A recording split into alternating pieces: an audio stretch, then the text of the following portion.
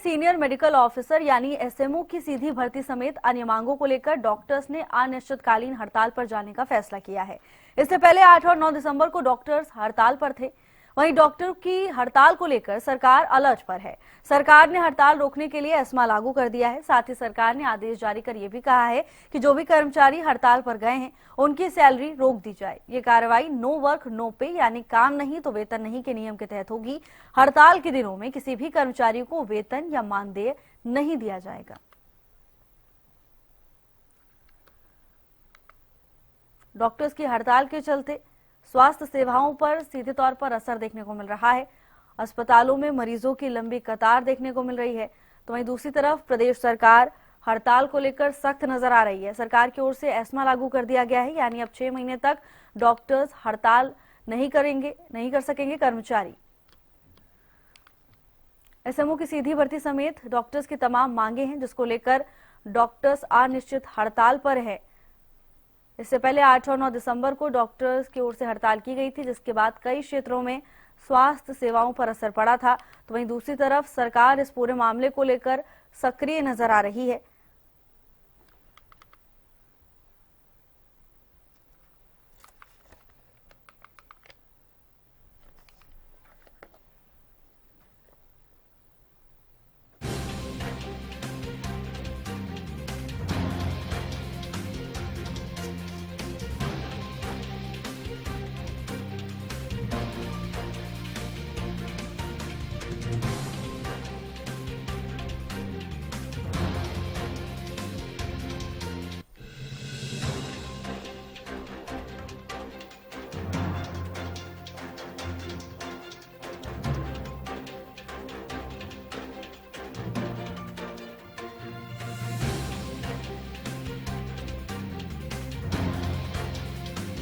चर्चा के लिए हमारे साथ खास मेहमान मौजूद हैं, उनसे इस मुद्दे पर चर्चा करेंगे और बारीकी से समझेंगे।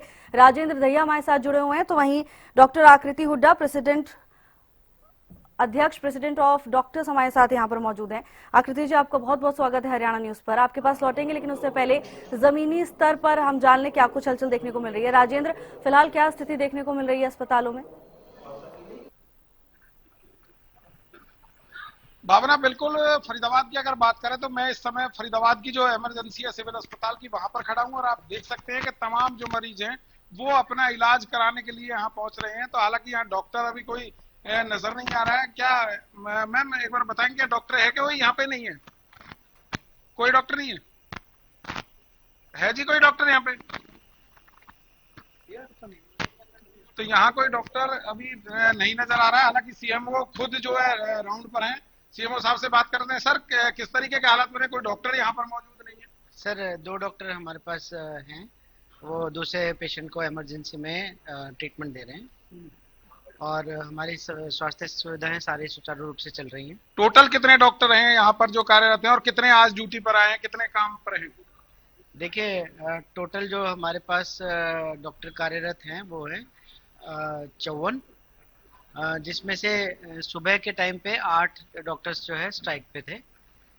तो कहीं ना कहीं डॉक्टर स्ट्राइक पर हैं, साफ तौर पर कह रहे हैं। और एसडीएम हैं यहाँ जो बड़कल के, त्रिलोक चंद जी, वो भी यहाँ पर लगातार राउंड कर रहे हैं। सर, किस तरीके के हालात यहाँ पर बने हुए हैं? लगातार मरीजों को परेशानी हो रही है। देखिए, प्रशासन का पूरी तरह से ये प्रयास है, माननीय उपायुक्त महोदय के दिशा निर्देश अनुसार कहीं पर भी किसी प्रकार की कोई भी स्वास्थ्य संबंधी समस्या नहीं आने दी जाएगी, ना ही डॉक्टरों की कमी आने दी जाएगी। तो अभी हम सारा एनालिसिस कर रहे हैं सुबह से। टोटल कमी नहीं आने दी जाएगी? कहाँ से व्यवस्था कर रहे हैं डॉक्टरों की, क्योंकि लोग लगातार परेशान हो रहे हैं? हमने माननीय उपायुक्त महोदय ने विभिन्न अस्पतालों के साथ भी टाई अप किया है।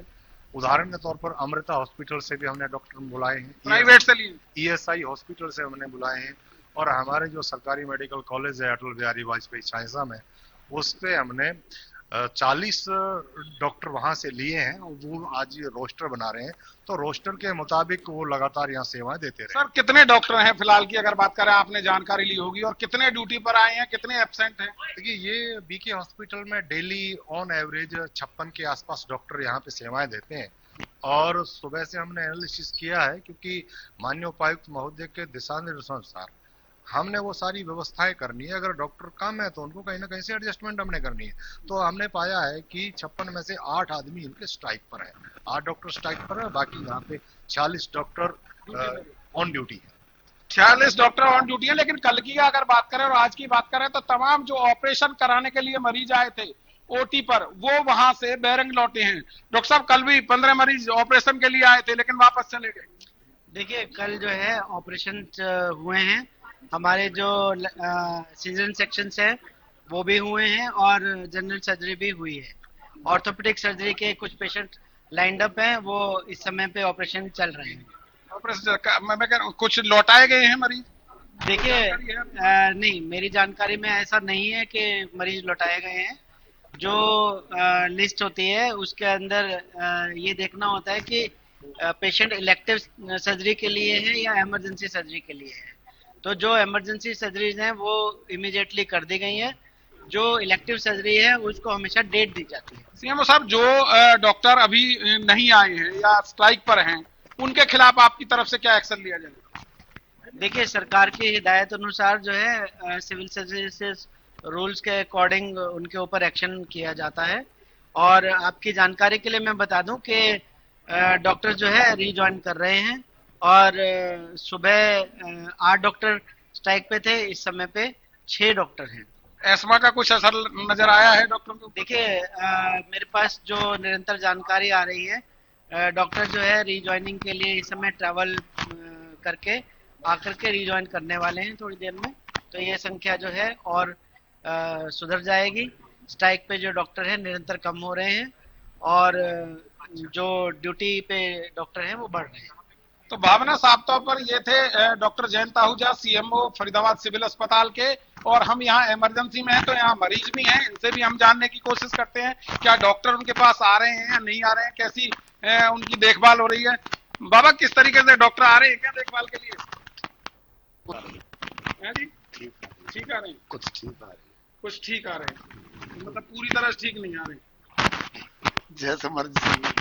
तो देख सकते हैं कि जो मरीज हैं वो भी दबी जुबान में हालांकि बोल रहे हैं, लेकिन तमाम जो मरीज हैं आप देख सकते हैं यहाँ लगातार सभी इमरजेंसी में इलाज के लिए पहुंचे हैं। लेकिन यहाँ मुझे कोई डॉक्टर नजर नहीं आ रहा है, इनसे पूछ लेते हैं। बहन जी, आया कोई डॉक्टर देखने के लिए? नहीं, अभी कोई नहीं आया। कोई डॉक्टर नहीं? ठीक है राजेंद्र, ठीक है, आप बने रहिएगा। स्थिति बेहद चिंताजनक नजर आ रही है।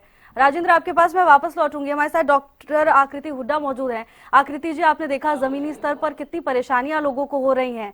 अब सीधे तौर पर डॉक्टर्स की भी अपनी मांगे हैं। सबसे पहले मैं आपसे चाहूंगी कि आप अपनी तरफ से इन मांगों को एक बार दोबारा से दर्शकों के लिए दोहरा दीजिए। हाँ जी, बीइंग डिस्ट्रिक्ट प्रेसिडेंट झज्जर, मैं अपनी दोनों डिमांड्स बताना चाहती हूँ कि जो गवर्नमेंट सोशल मीडिया पर जनता को मिसगाइड कर रही है कि हम हर रोज़ नई डिमांड्स लाते हैं और ज़्यादा डिमांड्स कर रहे हैं।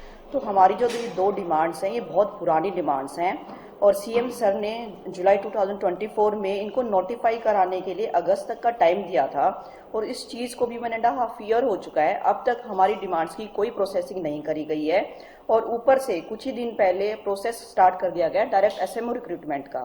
तो हमारी वही 2 डिमांड्स हैं कि हम डायरेक्ट एसएमओ रिक्रूटमेंट नहीं चाहते हैं, उसको स्टॉप करा के रूल अमेंड कराना चाहते हैं।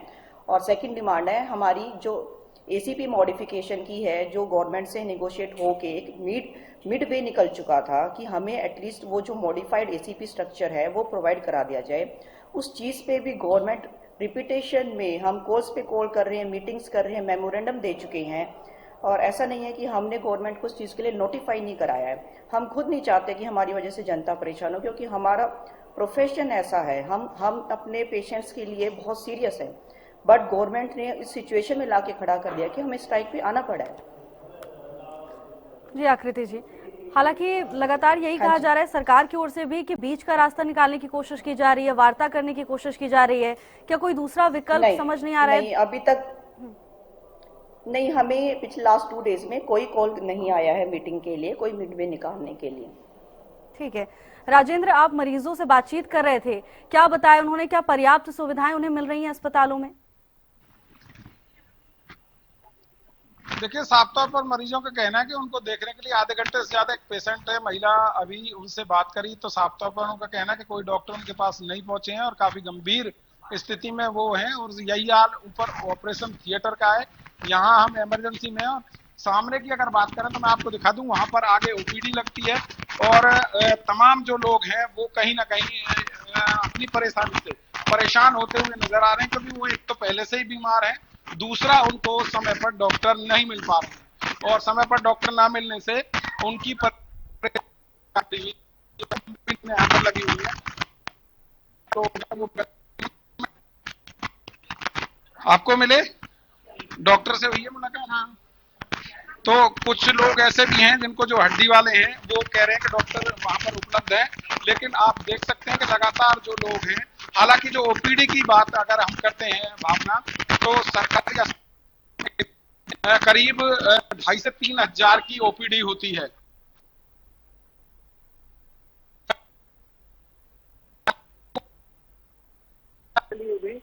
जगह नहीं होती है और पूरा का पूरा ये जो गैलरी है ये खचाखच भरी हुई होती है, लेकिन कहीं ना कहीं इस हड़ताल का असर जो लोगों पर साफ तौर पर पड़ता हुआ नजर आ रहा है, क्योंकि जो लोगों का जो संख्या है मरीजों की वो यहाँ पर घट रही है, क्योंकि उनको पता है कि यहाँ पर हड़ताल चली हुई है और उस हड़ताल के मद्देनजर कहीं ना कहीं वो समझ गए हैं कि डॉक्टर उनको मिलने वाले नहीं है और उसी का कारण है कि अब यहाँ आप देख सकते हैं कि ओपीडी है, कि अब यहाँ देख सकते हैं कि ओपीडी है और 3 बजे तक ये ओपीडी लगती है, तो लगभग खाली सा आपको ये नजर आएगा।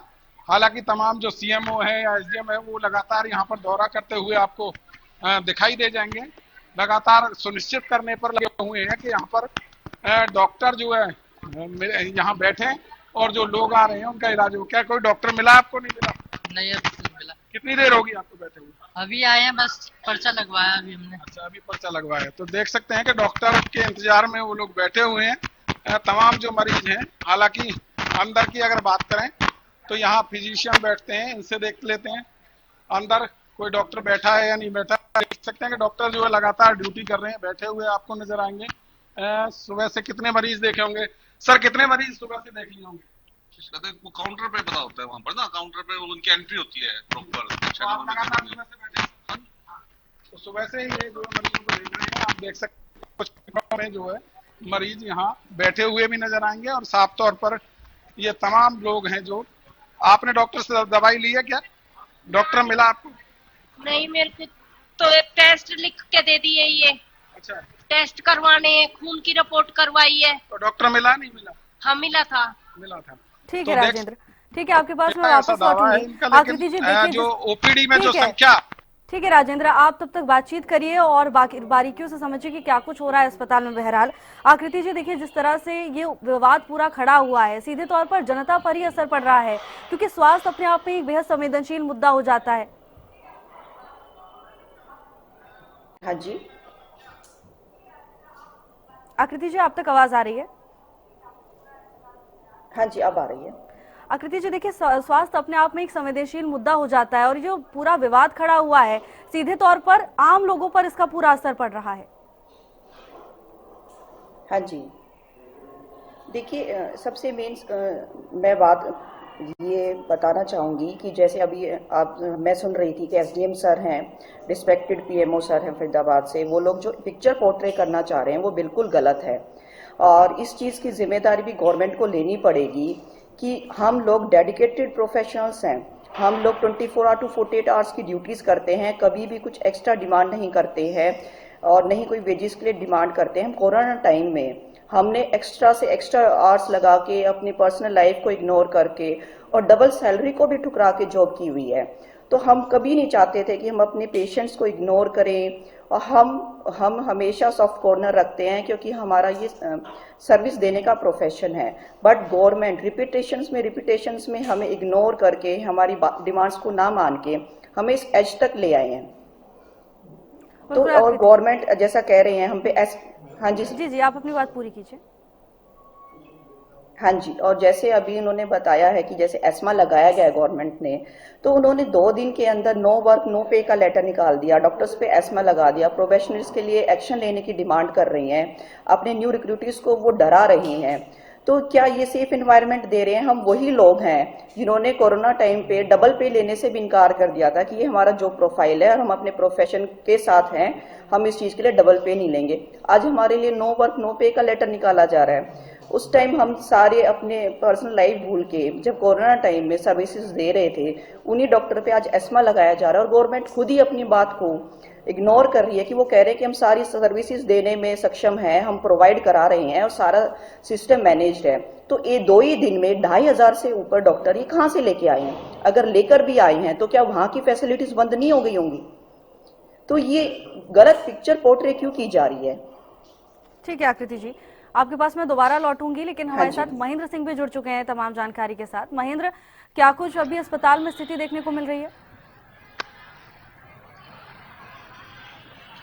देखिए भावना, आज डॉक्टर्स की हड़ताल का तीसरा दिन है। सरकार ने एक तरफ जहां एस्मा लगाकर इस हड़ताल पर रोक लगाने का प्रयास किया, लेकिन अभी भी डॉक्टर जो है अस्पतालों में नहीं पहुंचे हैं। तो ऐसे में आज तीसरा दिन है जब मरीज जो अपने इलाज के लिए यहां वहां भटक रहे हैं। वैकल्पिक व्यवस्था जरूर की गई है।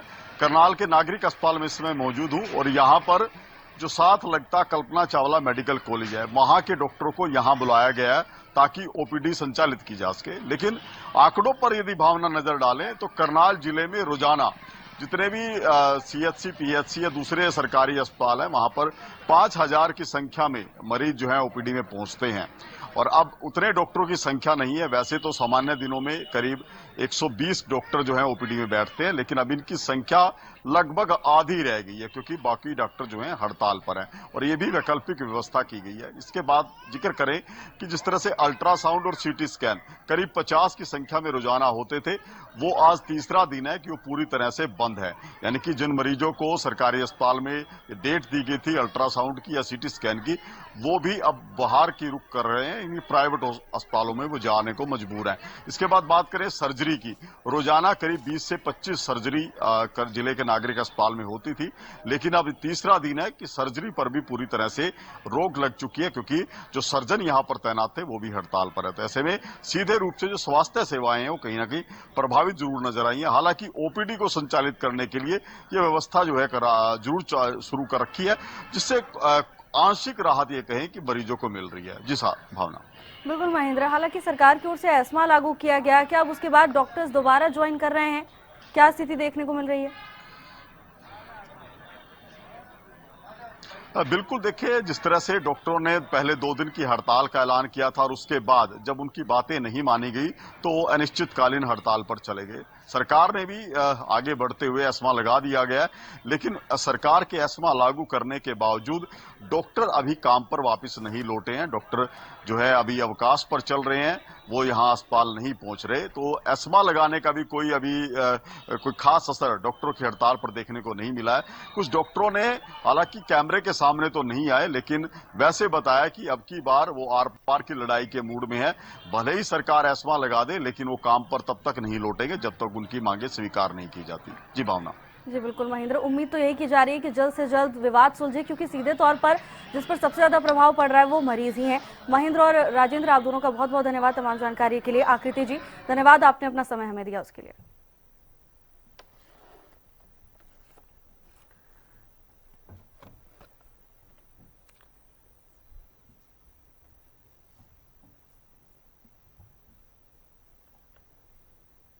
डॉक्टर्स की हड़ताल का सीधा असर आम लोगों पर पड़ रहा है। ऐसे में सभी यही चाह रहे हैं कि जल्दी से जल्दी कोई वैकल्पिक रास्ता निकल जाए या ये विवाद सुलझ जाए। फिलहाल की चर्चा में मेरे साथ बस इतना ही। आप देखते रहिए हरियाणा न्यूज।